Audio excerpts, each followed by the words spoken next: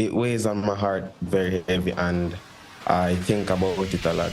Well, Stephen Natasha, the stakes could not be higher for incarcerated Jamaican dancehall star Vybz Kartel.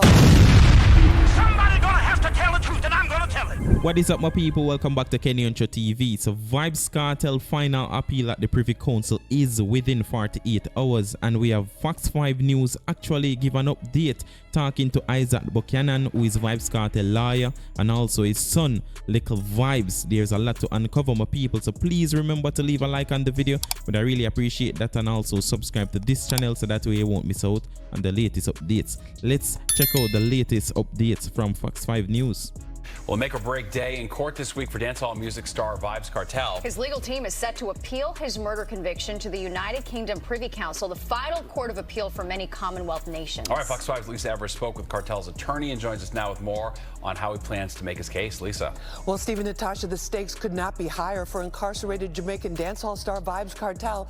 He's been behind bars for more than a decade on a murder he claims he did not commit. This week, the highest court in the UK is considering whether he stays locked down for life or goes free. What do you think, my people? Will Vybz Kartel become a free man, or he will spend his rest of his life behind bars? Let me know in the comment section below. After a lengthy process, the Privy Council in London is taking on the appeal of Adidja Palmer, better known as international music star Vybz Kartel, and his 3 co-defendants. They've been behind bars since 2011 for the murder of Clive Lizard Williams and were convicted in 2014. Since then, they've claimed they did not do it and that they were found guilty under a flawed prosecution. The Court of Appeal in Jamaica, they prepared 3 particular questions for the board to consider.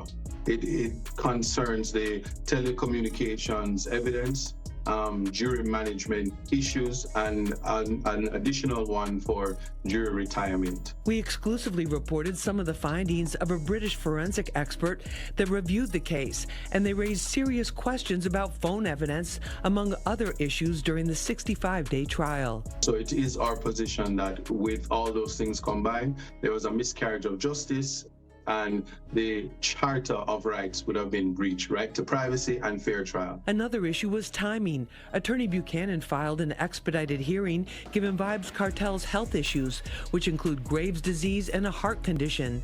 We spoke exclusively with Kartel's son, Adidja Palmer, known as Little Vybz, about 8 months ago when the family fought to get him basic sanitary conditions and access to doctors for him as he awaited his appeal. It weighs on my heart very heavy, and I think about it a lot, but honestly, we just have to stay strong. Attorney Buchanan visited Kartel in prison before leaving for London and says he's hopeful and, despite everything, still has faith in the court system and that justice will prevail. In terms of Mr. Palmer, he's hanging in there in terms of, at best, both the private physician and the physicians from the government. They are doing their best with the reality in terms of how best to manage his treatment. Now, the Privy Council hearing is happening on Wednesday and Thursday in London and is being live streamed on their website, but no decision is expected immediately. It typically takes 2 to 3 months before they render their decision, but it could also come sooner than that. Steve, back to you. That is it, my people, and also them plan to live stream this so we can actually check it out within when it starts, Wednesday and Thursday, as I say. So I will be live streaming that if I get the chance to live on the channel, so make sure you subscribe and stay tuned for that. So we're gonna check out the Privy Council site, the judicial committee of the Privy Council, and just check out what them have on Vybz Kartel case. As I say, see it right here, Sean Campbell and 3 others appellants. Let's check out that, make it a little larger so you can see what I'm going. All right, so this is it. All right, make we read this thing, facts, or start from up here.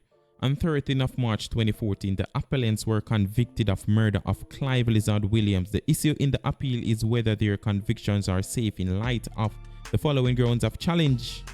Should the trial judge excluded the telecommunication evidence relied on by the prosecutions? How should the judge have handled the allegation that were attempts to bribe the jury during the trial? Should the jury or the particular juror said to have offended the bribe have been discharged? Was the judge wrong to invite the jury to reach a verdict late in the day, given the special circumstances of the case? All right, make we read the facts right here.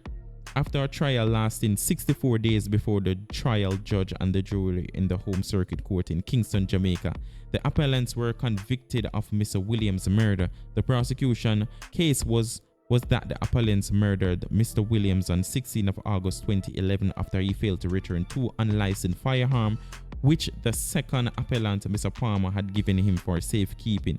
Mr. Williams was not seen or heard from after that date, and his body was never been found. The police took the appellants into custody on 30 of September 2011 and seized their cellular phones. Prosecutions relied heavily on evidence derived from these phones, which was taken from a copy of a CD-ROM provided by Digicel, a telecommunication provider in Jamaica. In response to police requests at the trial, the appellants challenged the admissibility of this telecommunication evidence. They argued that the police requests to Digicel and Digicel's provision of data to the police were carried out in breach of the Interception of Communication Act. The evidence had been obtained in breach of the fundamental right to the protection of privacy of communication guaranteed by the Charter of Fundamental Rights and Freedom contained in the Jamaican Constitution. However, the trial judge ruled that the telecommunication evidence was admissible. During the trial, the judge became aware of an allegation that a juror had been attempted to be bribed by others by offering 500,000 Jamaican dollars for the particular outcome. After investigating the allegation and considering it was counsel for both the prosecution and the defense, the judge decided that the trial should proceed. He did not discharge the jury or the particular juror said to have offered the bribe. The judge finished his summing up at 3:42 p.m. on 13th of March 2014. The jury returned at 5:35 p.m. when the forewoman told the court that the jury had not reached an unanimous verdict. The judge sent the jury out again at 6:08 p.m. The jury returned and by a majority of 10-1 convicted appellants of the murder of Mr. Williams. The Court of Appeal dismissed the appellants. The Court of Appeal dismissed the appellants.